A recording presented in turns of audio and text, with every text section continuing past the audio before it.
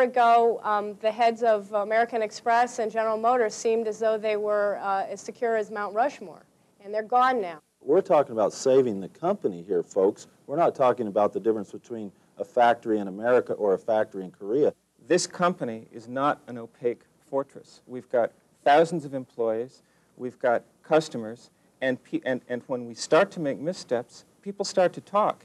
We have got to create a system, and I believe we are creating a system, of greater accountability for performance, that management is put in place to make the hard decisions, and directors are there to represent the shareholders in asking the tough questions to produce results.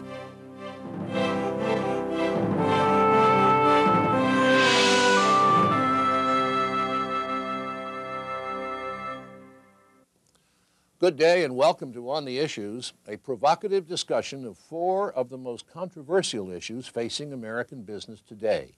These are the issues that are creating a new focus on business ethics, a focus that is proving to be the catalyst for change at many companies.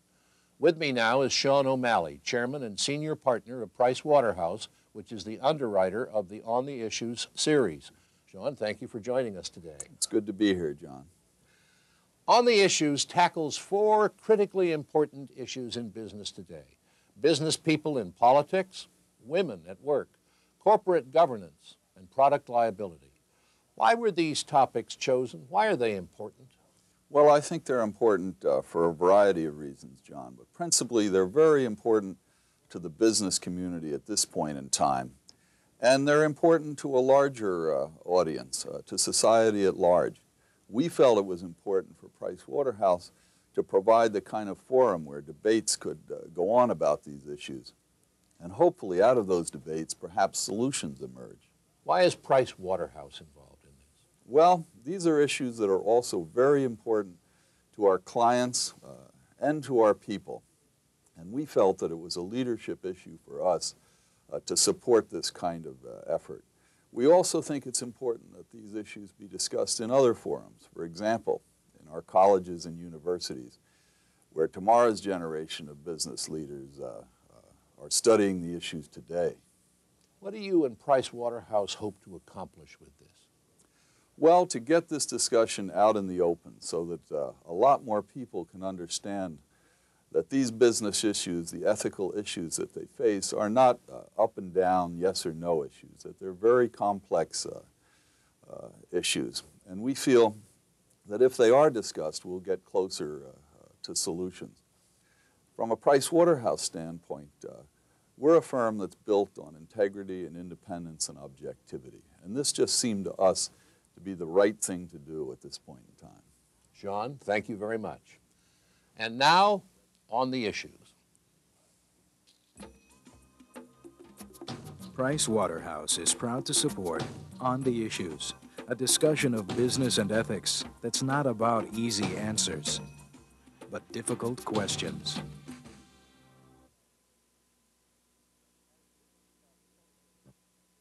As news about corporations and their executives moves from the business page to the front page, we're becoming aware of the changing dynamics of American business.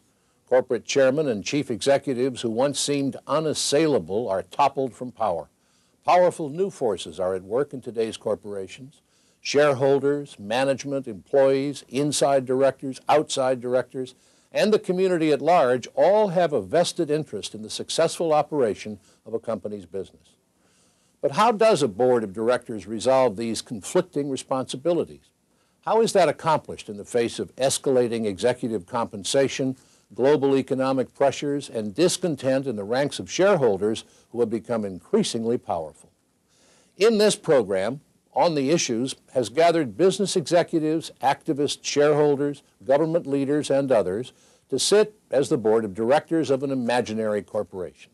We'll go behind the usually closed doors of the corporate boardroom to see how tough problems are debated and compromises are hammered out.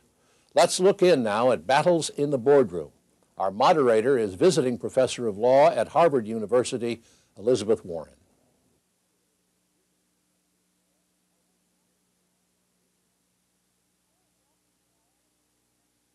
I want to welcome you all to the Board of Directors meeting, our regular meeting for Luminous Unlimited. As all of you know, Luminous is one of the new top computer companies in the country. We do computer hardware, we do computer software, we run one of the most successful bulletin boards right now. We've only been in business about 12 years, but we've captured a pretty significant market share, and we think we're pretty good at what we do. And I'm pleased to see all of you back here on the board. At our last board meeting, we voted our current CEO and founder, Larry Lyon, his usual raise, and we decided on a successor for him. Who it is who's going to come in here after Larry's gone. As I said, Larry's getting a little older, maybe missing a step or two. You know, you're not sure. This is a real tough business here.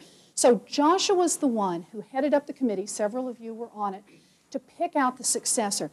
Long and arduous. You used a lot of investigators and executive search company to help you, and you found somebody who's terrific. Michelle Elizabeth Newman. She is wonderful. She's number 3 over in a big communications company. She's had a lot of experience. She's dynamic. She's young. She's terrific. And you're the one today, because people are really happy about this, to be able to make her the offer. Okay? I'm Michelle. Make me the offer. I'd like to make an offer as CEO of the corporation. Terrific. At a compensation of $1.5 million a year. Oh. And with the stock benefits that we had agreed upon earlier. Gosh, I'm enormously flattered. I'd love nothing better than to come and run this corporation. That's terrific, but we got to start talking my compensation at about $2.25 million. Now, it doesn't all have to be in cash. I'm perfectly willing to take a little over half in stock options. But we've got to do a bottom line net worth on this. It's at about $2.25. You guys still want me? I think you're very good. I think we have to be concerned as we go from a founder who has had a lot of concern about cost control, a lot of concern about share value, but a certain amount of blindness, to a new professional manager who doesn't have a long-term relationship with the company. She does represent where the industry is going. She has been there. Her company has been on the forefront of success. She has been very much involved at a scale where she has progressed in a way that represents the balance, and we want that person, and we've discussed this. I think she's very good. I'm a little concerned that her aspirations are a little bit out of whack. Look at her company. Her company has a PR department, has 5 people in the PR department. She spends a lot of time getting her name in national newspapers and in national trade magazines. Our founder hasn't done that. We have not run this company in a way that focuses on the CEO as a professional manager. I think your problem is she's a woman. I think that's really the basic issue, that you can't get over whatever this network that you've been a part of. Why don't we just admit it? Let's you and I just get it on right now that you have a problem with her being a woman. No, remember, why are we having this argument now? We already decided to offer the job. Right. Let's not go over old ground. We had this discussion. It took a long time. This is the most important thing we do, picking a CEO, and we took it seriously. Now, the question is, are we going to pay her a salary that seems a bit out of line? And I only have one question and the question is, how do we justify that to ourselves? Well, my question is, let's ask her if she'll take $250,000 a year and the rest in stock options. I want her to have a little risk here. And if she's asking for more money, let's have her put her money where her mouth is. We're planning on paying her $1.5 million in cash, which is going to be 50% in base fixed salary, 50% in variable compensation, so $1.5 million in cash, but that 500,000 shares of stock options that's in this package takes her well by $2.25 million. And if she generates the performance here that I think she can, and she certainly expects to do, I mean, this package, if she understands it, is much richer than what she's asking for. Well, if she doesn't understand it, we're paying her $2.25 million. We got the wrong person. Then she can't count, right? I'm a little troubled about something else. The deal was changed. We didn't authorize $2 million too. And I tell you, talking to Michelle, I'm a little troubled by her attitude. It's important to me that we know who's working for who. You're working for the board, Michelle. We're not working for you. Are you willing to negotiate this price? I'm back in here. I'm certainly willing to talk. And you understand who's running the show. This board's running the show. Certainly. If you all don't want to do this, I certainly understand. Take a $500,000 less? Nope. That's it? Take it or leave it?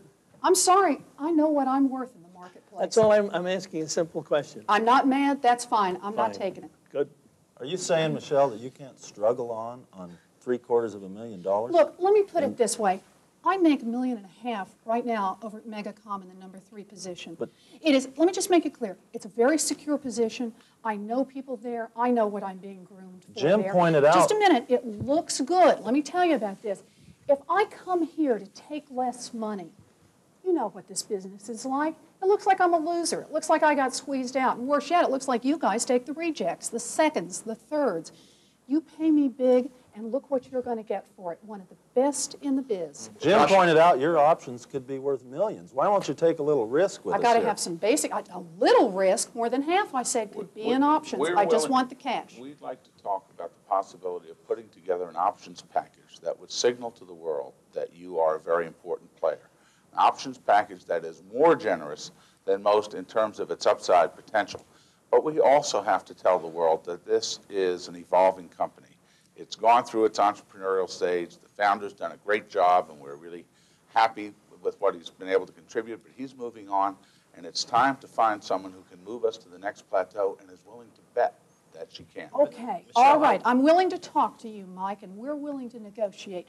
But I want to make it clear that when the stories come out on this, I look well paid. Is that okay? When the stories come out on this, you are going to look like a person who will be rich beyond the dreams of Croesus if the company succeeds, and someone who was willing to bet on her ability to do that. And I think that will make you a real player. I To do love that it. is to have options here. From my point of view, Michelle, I'm willing to consider more options. But I think they have to be stepped-up options. They have to Yes. be premium options. Because otherwise, I think that shareholders will not get their fair share of what we're What is his offering name here. now? That's exactly right. All I would ask you to do is put yourself in the same position as the man who just made $185 million, Michael Eisner. Oh, I would like His to put base myself in salary that was position. $750,000, the same that he was making when he was at Paramount. But he took options, and these were not options at the price that the stock was trading at that day. The stock had to rise at least 4 or 5 points before he started really collecting. So if you do that, you will have the confidence of Wall Street, you'll have the confidence of the board, and you'll have the confidence of your shareholders. Okay, so my compensation, if I want to understand compensation packages out there, the really rich ones are not in that dollar figure of what my salary looks like. It's what those stock options look like. Michelle is an exceptionally talented person, and she is relatively young, and she is very ambitious. We've got to provide a path for her to make money as the company makes money, but we also have to provide enough compensation so that she doesn't look at this industry and say, man, this is a very tough game. I can do better somewhere else. There are easier ways to make money than to make money in the computer business. So we have to balance those things. Now, we need a hard charger. So we want to bias this compensation on the risk side. I agree with that. This is that kind of business. And if she doesn't have that temperament, she ought to be running a public utility. She's #3 now, and she's been salivating for this kind of a job for years. I don't think we need that much incentive to attract her. I think she's trying to bluff us here. I think that if we make her offer and say, that's it, take it or leave it, Michelle, and I think I'm ready to bring this to a vote, actually. Well, see, I have a problem here. This is causing me to backtrack from our conversation of a few days ago. I thought this issue was settled, and she seems to be trying to renegotiate with us. And as you know, I'm not usually particularly sensitive to pay issues, but here I think what we've got is not a pay issue, it's an ego issue, and it's being signaled through the pay mechanism and the last-minute attempt to renegotiate the contract. And that suggests things. Look at how she's treating us as a board. That makes me very nervous. On the other hand, if Just she trying didn't to have do an the ego, best. what's she doing in this business? I mean, That's what brought her here. the only way you take the kinds of risks we wanted to take is to have a real ego. Okay, great set of negotiators you are. And we hammered into the night, take out Chinese, okay? We stayed, we worked until we finally found a package that everyone was comfortable with, everybody except John. He just didn't like her. Okay, and that's where we ended up. End of the board meeting, you all get paid. We hand out the little sample computers at the end, all right, and wave you on your way.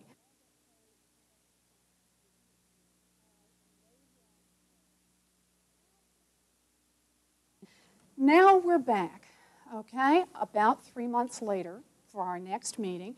And Larry's just been in here. He's made a wonderful presentation. He's brought in some of his people from design, and he's told you about the future of Luminous Unlimited.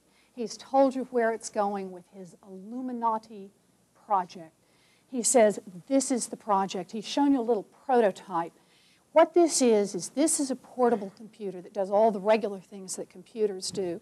Also has a modem in it, also has a fax in it, also has a camera in it. It's possible to link the thing up, transistor. You can even link up between two people across distant cities, see each other back and forth. It's like something out of the Jetsons. This thing is terrific. It's small, it's lightweight, you're going to carry it on airplanes. This is going to make Luminous's future. Okay, and Larry's here. I've made this presentation to you, and I just want to know if you all have any questions about the product here. This is where we're going. This is going to be it. Any questions by anybody? Sarah, any questions?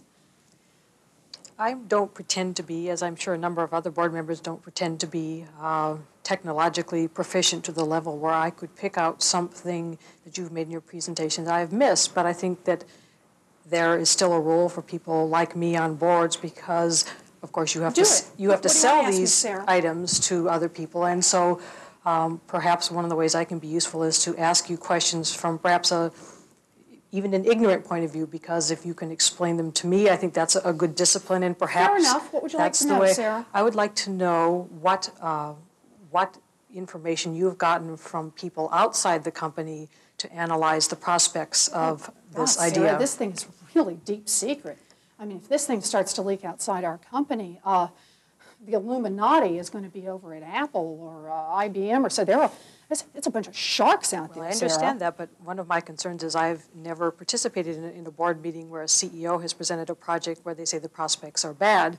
I've never heard a CEO present a 5-year plan that they say is going to crater. And so how am I, if I am not more expert than you, and I, of course, will never have the access to information that you have, be able to judge better than you already have been able to judge whether this plan of yours actually has a prospect for success? I got to tell you, it was creative ideas that made this company what it is. How do you think we went from a garage to $2 billion in 10 years? And if you don't stay out there, in fact, let me ask you that question about the computer industry, about the technology industry, about the information industry. How important is a new product decision? How important is it, Bob? Very important. What happens if we make a little boo-boo here? Well, in the computer business, it could be the life of your company. You mean I could kill this company? Well, I'll have 2 or 3 years to work that out, right?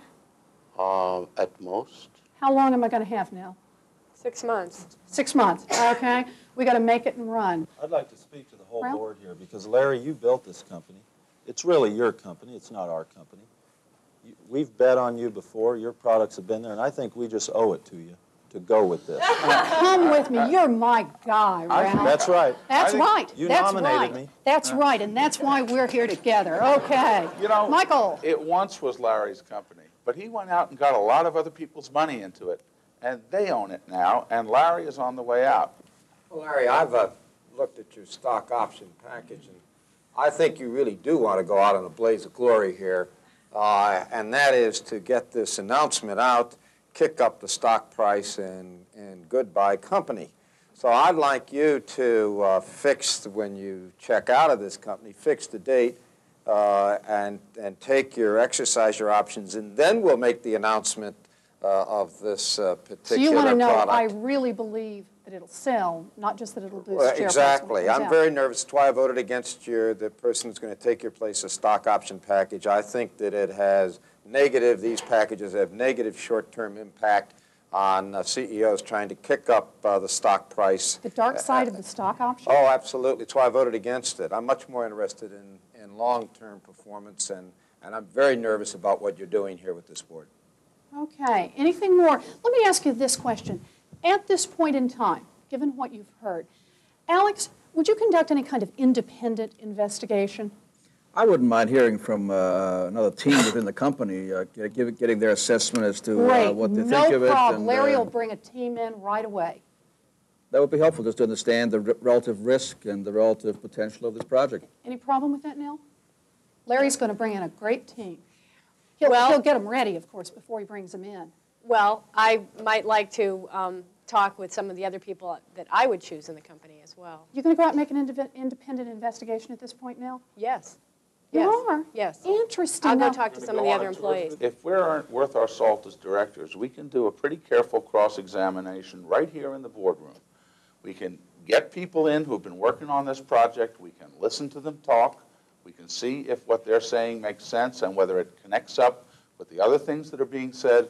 We can cross-examine on the numbers. If we go roaring through this company on our own, it's going to raise all kinds of questions inside the company about whether the CEO still has the confidence of the board, about whether people should be thinking now of joining their friends in Silicon Valley, all sorts of things that would be not so great from a director's point of view. I have a couple of reasons that I think it's all right. One is, of course, that we're in a position of transition, and I think that gives us kind of a window of opportunity to go out and do some independent discussing. Time to turn over the management, you mean? The whole management?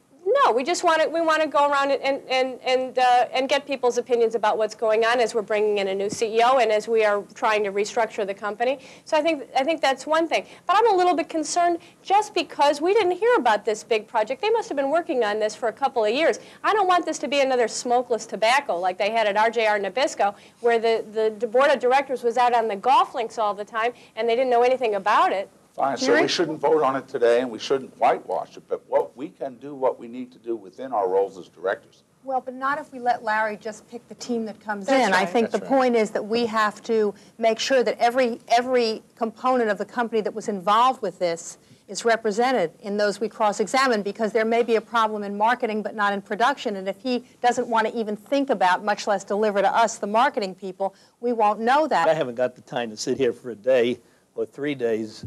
Larry spent a year getting this plan ready, and we're supposed to sit in an hour and cross-examine a couple of, that's not the role of the board. If we really want to get into this, it strikes me that we ought to appoint a committee of directors, maybe 1 or 2, who've got the time to spend a week or 2 weeks or 3 weeks, however so long it takes, to interview the various people and not disrupt management in the process. May I remind this board that we're not here to manage the company. Absolutely right. We are here to provide policy. There's not a member on this board that I see could step right in. We need to get an outside group.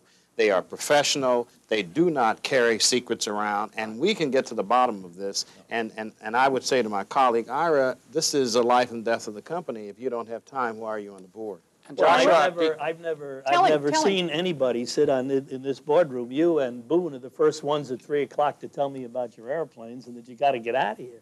I've been willing to sit here, but we can't get this board to sit for more than 5 hours at a sitting. And I can't believe that this board thinks that it can run this company or do anything in 5 hours. You guys had a great meeting. Lasted right up to the last minute to catch those airplanes. Okay, with some concerns, Larry promised to work informally with a small group of you. And, as always happens, time goes by, right? That's what we have to deal with here. What happens, though, is on down the line, you're in your office a few weeks later, John, when the phone rings. And it's Elizabeth. Hi, John. You remember me. I sit on that board at Luminous Unlimited. John, listen, I had a kind of a funny thing happen last night. You know, we have a daughter, Amelia, who's at Brown University, and she's had a real good friend, Isaac Howard, one of those kids, just a terrific computer whiz kid. And Isaac, you know, went to work for Luminous, part of their team on this Illuminati project. It turns out that Isaac is interviewing for jobs in the city. That's what he's here for. He wants to get out of Luminous before trouble starts to break. He thinks there's something wrong on this project, and I just don't want to go any farther. I want us to take Isaac out to lunch, and I want you to have a chance to talk to him. You going to come with us, John? Will you come to lunch? By the way, I checked. The calendar's free. It's obviously sensitive, but if you can, you know, we haven't seen each other for a few months. I've got to be in town anyway, so if we can make it, look like something that is at least in part happenstance, sure. I'll wear a red carnation in the lobby of the Ritz. There you go. Good, so we can just bump into each other. Of course, we're going to keep this a secret from Larry, right? Depends on how it comes out. Now, wait a minute. I mean, Isaac, come on, he's 3 years out of college. This is his career. We got to start with this is utterly confidential. Oh, and absolutely. then Isaac has to sign off before we go any further. You'll come with me on this little secret meeting? Yeah, okay. And all I have is the carnation in my lapel. And the tape recorder in your pocket. Oh, good. Thanks a bunch. See you at 1-ish. 1-ish at the Ritz. Terrific. And besides that, Jim, you just came with us, okay? Good. Yes, you did. I got 2 on my board, okay? Now, we've had lunch, and Isaac is ready to talk to you. Here's what Isaac tells you. Gosh, you know, I mean, I'm just a technical guy, but I've watched what's going on with this project, and it just isn't going to do what they think it's going to do. The miniaturization, it's just not there. And they want to design all the software in-house. We don't have the people who are good enough for that kind of software. I've told them they need to go out, they need to get experts. But God, Lion is just determined this has got to be in-house. He says it's got to be secret. Look, there are other projects we could do. We all understand, not all of us, I mean some of us in the engineering department, we could do a scaled-down project that would work. It would be good, a significant improvement over what we've got now. It'd have the fax and the modem capacity. You just can't deliver the particular item he wants to deliver. And I got to tell you guys, I got to get out of there before it all gets blamed on me, that I'm one of the people who brought down a $2 billion corporation. Okay, well, you guys met Isaac, all right? And I'm going to send Isaac along his way now. He's got an interview, gosh, at about 1:45, so he didn't eat much. And if you don't mind, I have to make a phone call. Maybe you two could just talk it over and decide what ought to happen at this point, what you ought to do, maybe plan a little strategy, and I'll catch you guys later. Well, I think, John, that this sounds like it's pretty serious to me. Certainly it's a very important product for us, and maybe we could be dealing with a situation of different kinds here, one of which is Larry might not be aware of some of these issues. Many times, you know, bad news doesn't travel up the chain of command very well. So I think that we should consider talking with Larry and his successor CEO and having a review, a project review of this program for him to give us a status report, talk to us about what his current concerns are and what they're doing about them. I agree. I mean, I think what we've hit here is a classic problem for a board because we have indications that a bad mistake might be being made. And we have an opportunity to do something about fixing that mistake before the money's wasted. And typically, you don't as a board, or at least as shareholders, get a chance to fix the mistake until after the money's wasted. John, what I want you to do is I want you to call Ned, who's on the board, have the conversation.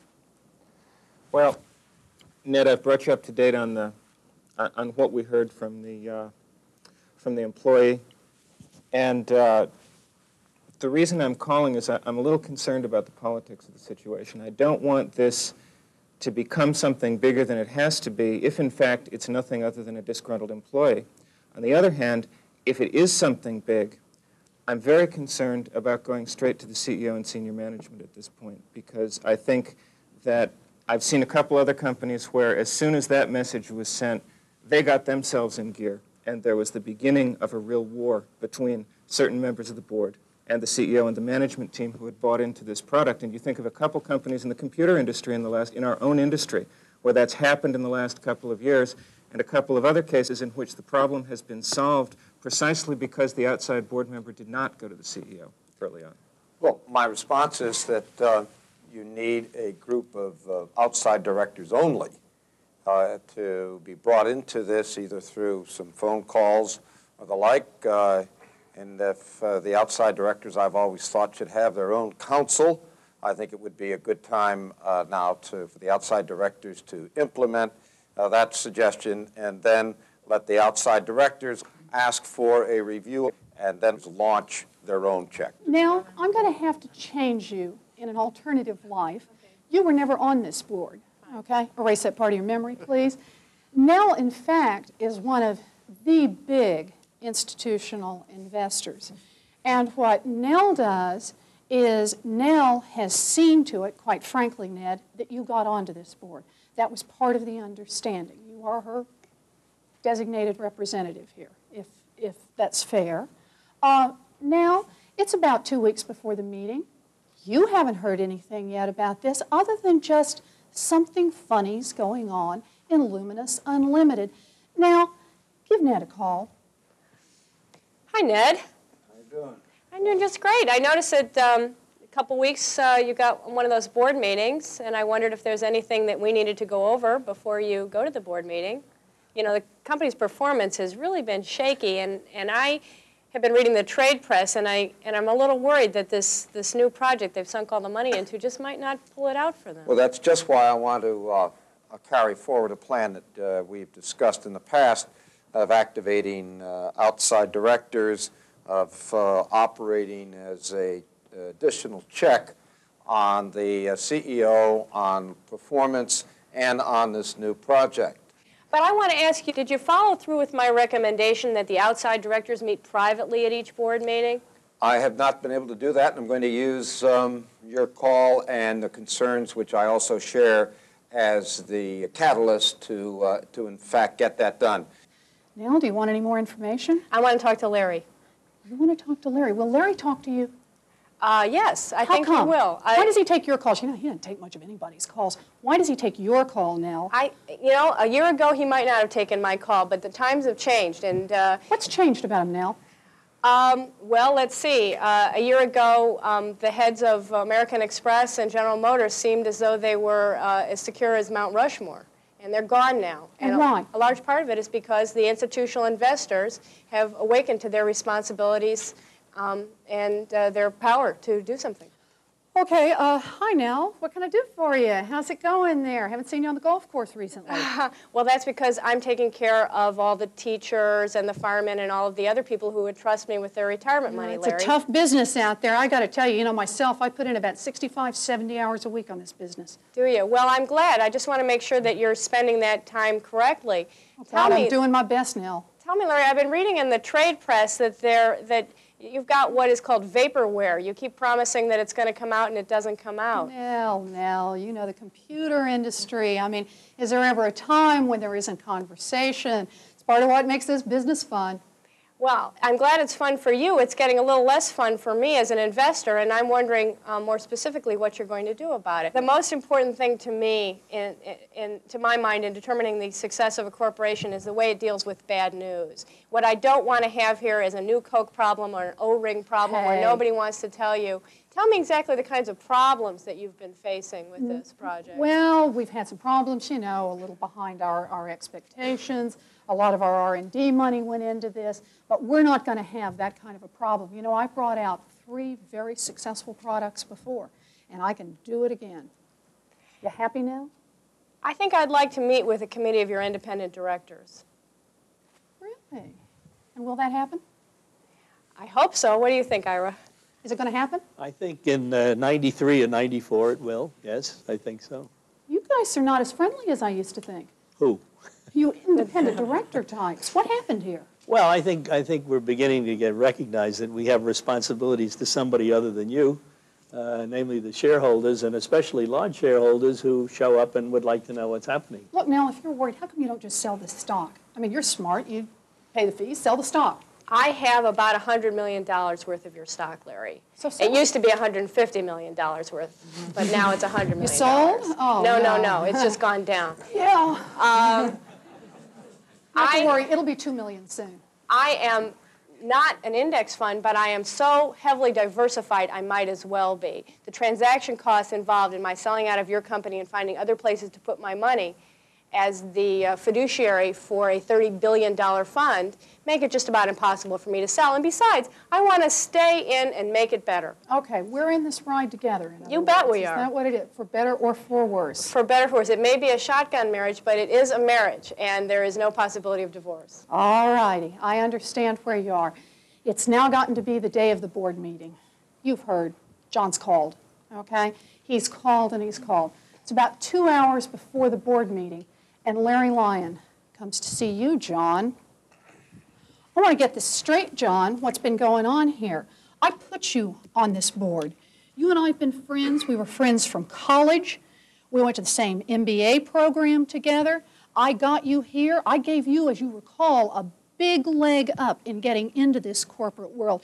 We've been friends for a long time, and I understand that you're the guy who went behind my back and started getting some kind of revolt rumors. I'm getting calls from Nell Minow, for God's sakes, about what's wrong on this board. You did it to me. I started this corporation with my blood, sweat, and tears. And you have the gall to come in here after meeting once a month for 3 hours and screw up my corporation. What have you got to say for yourself? I made a mistake. Start again. Shake hands. I'm sorry I'm sorry you've taken it that way, and I'm also wait, hold it, nope, time. I think you've got to recognize that what's out there in the market. Some of us started to get calls. There's no question of that. I didn't say anything. I don't know what other directors said, but the reality is that the reason those calls started to happen is because this company is not an opaque fortress. We've got thousands of employees. We've got customers. And when we start to make missteps, people start to talk, and word starts to get back. Now, it's absolutely true the outside directors have been talking over the last few weeks and trying to figure out what to make of this situation. That's exactly what outside directors are supposed to do. You're going to be gone shortly. We're not.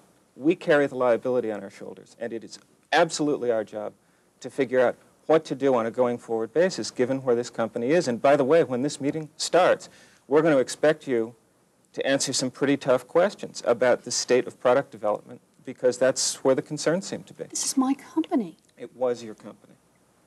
But I started it. You did. And then you sold chunk after chunk after chunk to the public market, and you now own in the area of 15% of the company, and that isn't even control, let alone the whole company. And I understand how you feel. The way you feel, Larry, is exactly how most founders feel at this stage. And it's a very tough thing. But you've got to recognize where your head's at. And by the way, this situation has been absolutely epidemic in our industry in particular in the last 2 or 3 years. Okay, time has gone by. It's been a long year for this company. Larry's been tossed on his ear. Okay, he tried to remain polite. He spit on you on the way out the door. But Larry's gone. Michelle is in.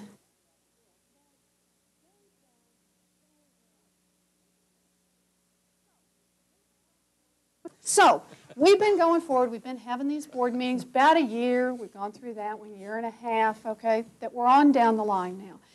And Michelle comes to you for this board meeting, and she says, you know, fellas, gals, I know that you haven't been too satisfied with the stock of Luminous Unlimited.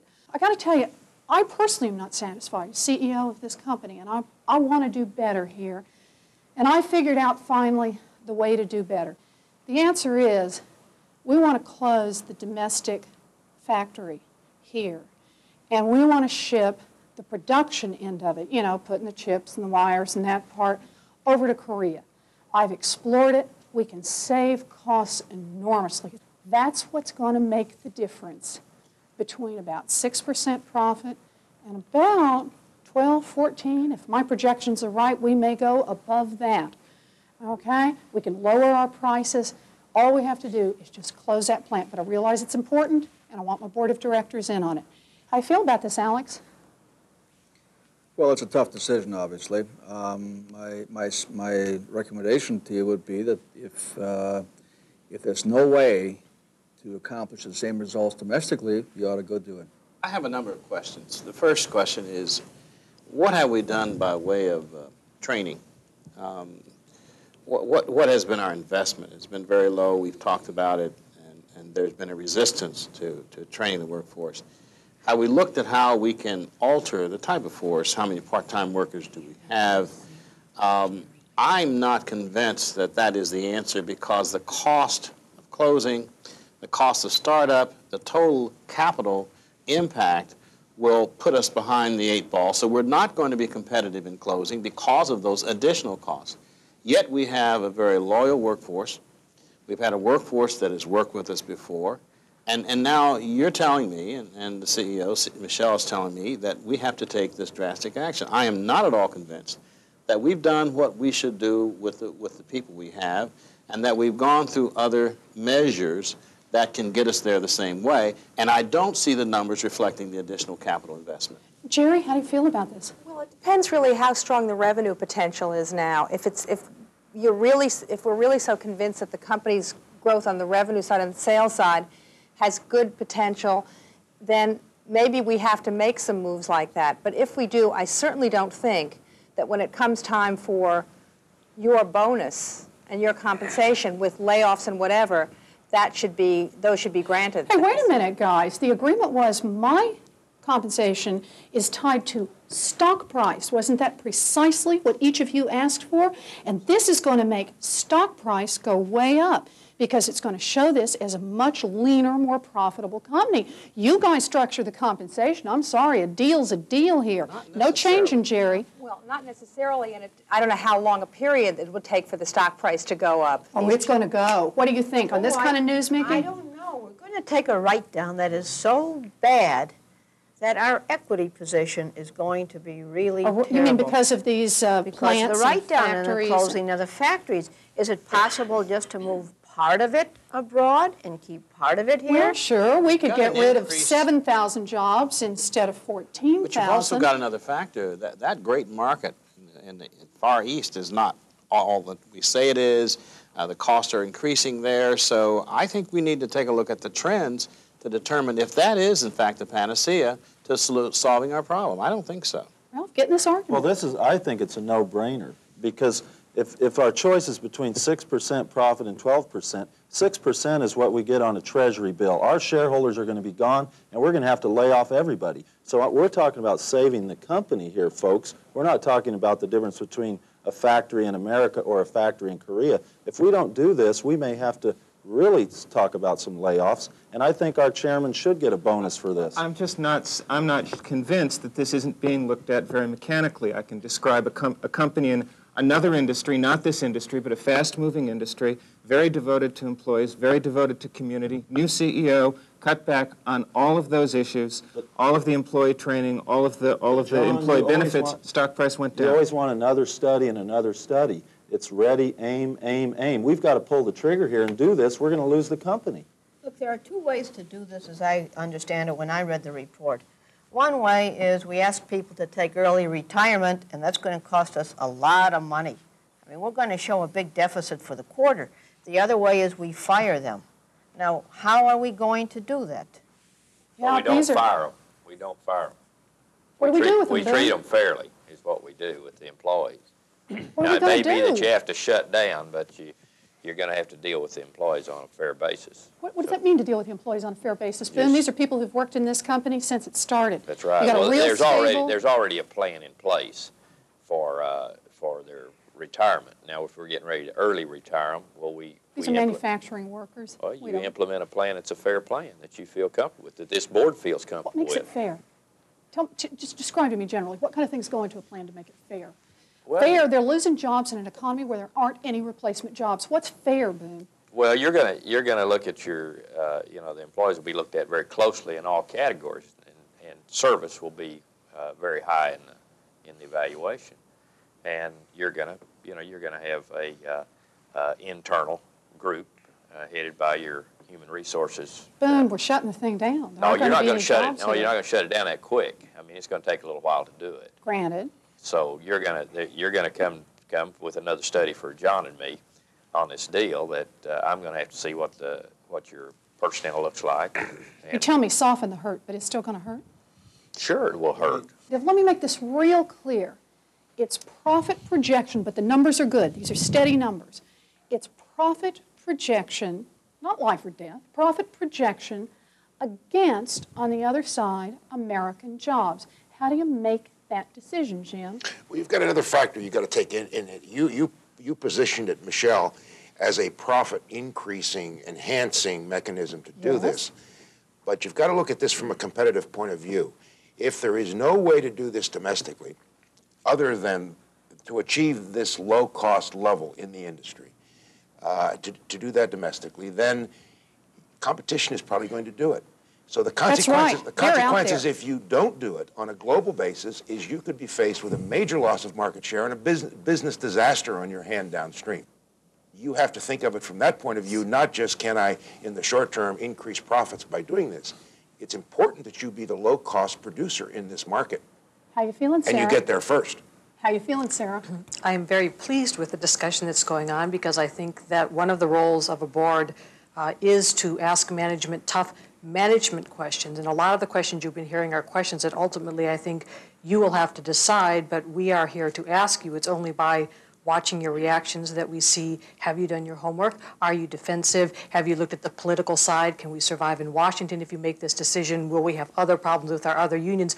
Those are management questions. We do as a board have to ask them. We have to get your sense of the answers. And hopefully, if we've been asking this kind of question for all the years that you've been in place, we will have a sense for whether or not it is proper then to leave that decision to you. Ultimately, in fact, the decision we make is not the question you were asking us, it's whether we back you in that decision. Okay, plant, open, close. How many are going to vote in favor of closing it? You've gotten all the information. Numbers look best. We'll do better on the profits if we close it. And as Michelle, I want to go for it. Do I have your vote of confidence? I want to see real hands. Do I have your, you're not on. Do I have vote of confidence? Unanimous. No. No. Oh, I'm sorry. How many opposed? Why were you opposed? Well, first of all, there were no options. You presented one plan. God, you didn't I wish answer. there'd been You options, didn't fella. answer the There other weren't questions. any. I think that you have looked at your particular situation with the company, and I believe that there are some other remedies. Now, I don't. Joshua, you want another CEO? I just disagree. I think that the role of the board is not to agree. The role of the board is in fact, to take issue when you believe it strongly. That has nothing to do with She's making a business judgment. She's briefed us on it. We determined that the numbers that she gave us made sense in their own terms, and the question is whether you want to make the choices or whether you want her to make the choices. No, my vote is based on what's in the best interest of the company, and I don't believe the other alternatives were explored thoroughly enough. I am not trying to make her decisions. I'm trying to make decisions that are in the best interest of the shareholders.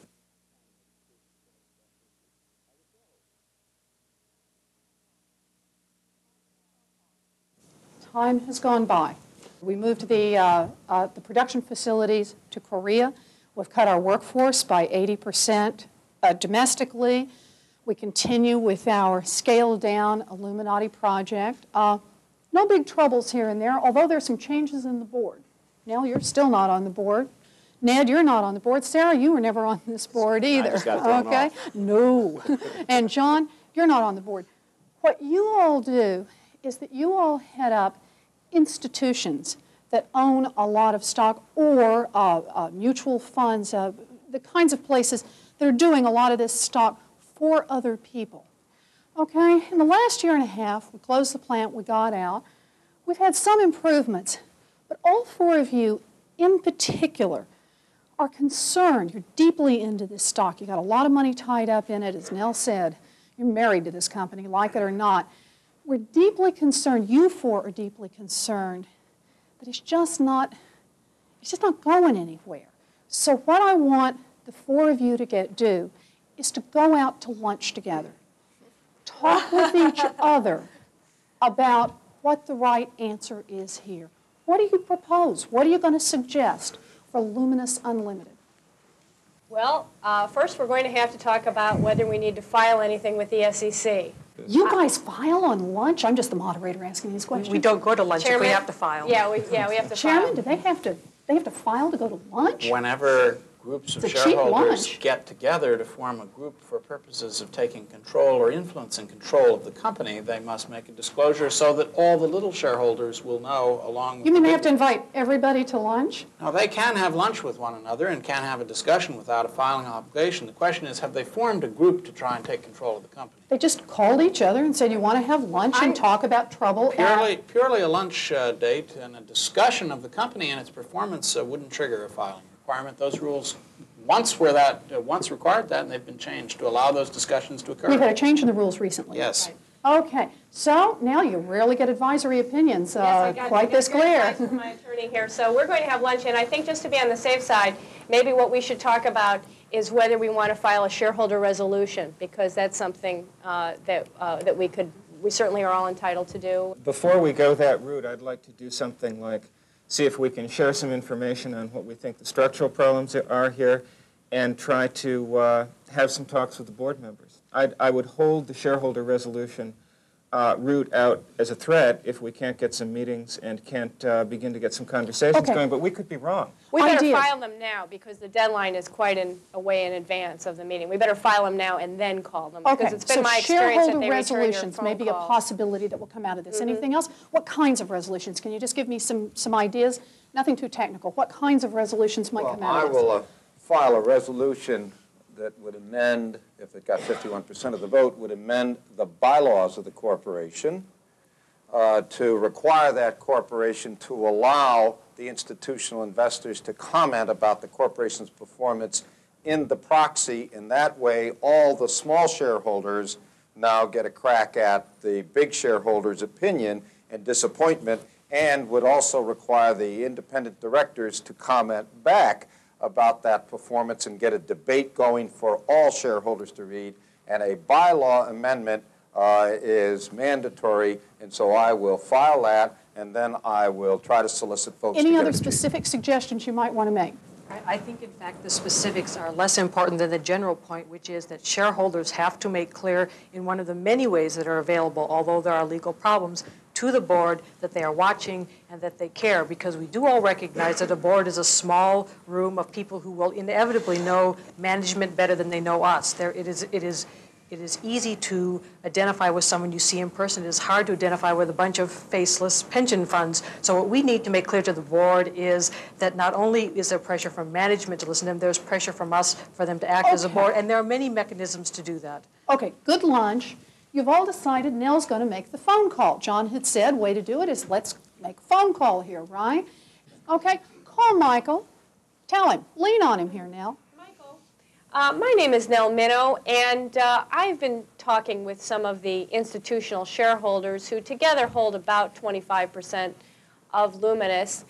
And we were wondering whether we might be able to come and visit with you a little bit and talk about some of our goals for the company and ask you some questions. I'd be happy to meet with you. I assume you don't mind if I let the chairman and other members of the board know that this lunch is occurring. No, not at all. In fact, we would be delighted if you would invite any of the other outside directors along. Mike, what happens if you think these are really stupid ideas? I mean, not to put too sharp a point on it. I'm not likely to be very encouraging. I'm likely to be diplomatic. I'm certainly going to understand that I'm talking to someone who owns a significant use the right for significant shareholding and undoubtedly influences others who hold significant shareholding. And not moving in. Well, no, what I'm likely to do is smile and listen very seriously and say, that's something we'll have to think about, and then go back and talk to folks. What are you going to do with a response like that? Respond. He says, I'm going to think about it. Well, I'd give him a little while to think about it. That's why we... Years later, he's still thinking about it. That would be unsurprising. The reality is that when he goes back and thinks about it, what he's got to look at is whether he thinks that the concerns that we have articulated over lunch are market-wide concerns, or whether we're a bunch of cranks. Now, there's some very simple things that he can do in order to do that. He can look and see if his price-to-earnings ratio is half that of the industry. He can look to see if the company's profits have been half those of the industry. That is, you know... What you're saying is there's information to change his mind, but he looks at the information, he just doesn't see it that way. Is there anything else you can do, John, to make him see it your way? No, sure, absolutely. There's a whole series of things. Well, I'd go back, I'd call him again. I'd see how he was doing. The secretary says he's not in. Well, if he's not in, that's a bad sign. If he continues not my to secretary be in, will not say I'm not in for a call from a major shareholder. Okay, that's what I want to know. Okay, so he's in. He's polite. He's in. He sure ain't moving. The next thing I would do is I would say, Michael, I'm a little disappointed in your response, but I recognize these are complicated questions. What I've had my staff do is write a letter, and we've taken a look at the structure of your board, the structure of your charter, and we'd like to make a series of suggestions. For example, we noticed that 5 of your current directors are over 80 years old, and to see if you can respond a little more substantively, and if you can't, then I'm afraid we're going to have to send you this letter and release it to the press, articulating a set of suggestions. Press. What'll happen when he goes to the press? What's going to happen, Ralph? They're going to love it. Yeah. Oh, I just felt ink flow. Bob, great idea. Go to the press. At this stage, as a director, I'd start smelling trouble, and I would advise my CEO to go down to Manhattan to get a good public relations firm we'd regroup and we'd decide how we're going to control the flow of information to head this off. I keep hearing that corporate America is changing, that the look of the boardroom is changing in a lot of significant ways. We want to hear from different people. We want to have different kinds of ideas. We want to hear from some of the institutional investors. That's what I hear. I hear that it's changing out there. That the 90s aren't going to be like the 80s and the 70s and the 60s and all the years before it. How's the world changing? Well, the world is changing because there is a greater recognition that we are in an intensely competitive environment, both domestically and internationally, that we can't afford to sit back with a major corporation and wait 10 years while it declines steadily. The costs of bankruptcy or other forms of fixing the problem when it gets that bad are too great to the shareholders and to the employees to let a problem go unaddressed, so that we have got to create a system, and I believe we are creating a system, of greater accountability for performance, that management is put in place to make the hard decisions, and directors are there to represent the shareholders in asking the tough questions to produce results. I think that what this discussion has illustrated and the trends that have been brought out in this discussion have illustrated is a major evolution in the process of corporate governance in the U.S. If you look at what corporate governance is about, it's about how small groups of people like this on a board get input from the market on a broad and dispersed basis and correct mistakes when they're starting to happen. Throughout the history of the U.S. corporation, for over 200 years, a whole variety of solutions to this problem have been tried. The last major solution before the one that we're seeing now was takeovers. Many of those solutions have created very adverse political reactions, and what we're now seeing is something that looks a lot more like a democratic model of corporate governance, in which large investors bring serious and substantive concerns about corporate policy to the board, and the board brings them to management, and that changes corporate policy over time. There is general agreement that corporate boards are changing the way they do business. More and more, they're beginning to pay attention to investors, to individuals, to groups of shareholders, and to large institutional shareholders, such as public and private pension funds. Corporate directors must provide all of them with a say in the running of the companies that are, after all, owned by these groups. Future battles in America's boardrooms must inevitably involve these increasingly important participants. The key is to bring them into the decision-making process effectively. That may well determine how successfully companies can produce profits and increase shareholder value while maintaining the loyalty of their owners, their workers, and their communities. For On the Issues, I'm John Chancellor.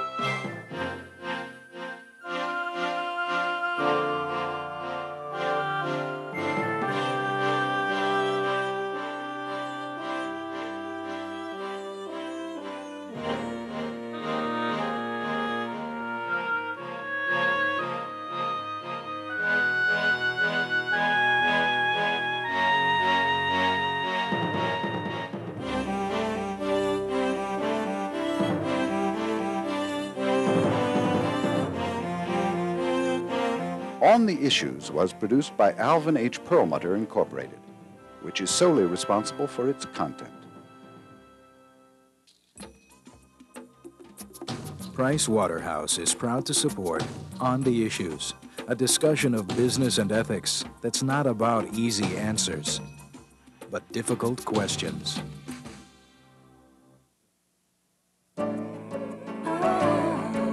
This is PBS.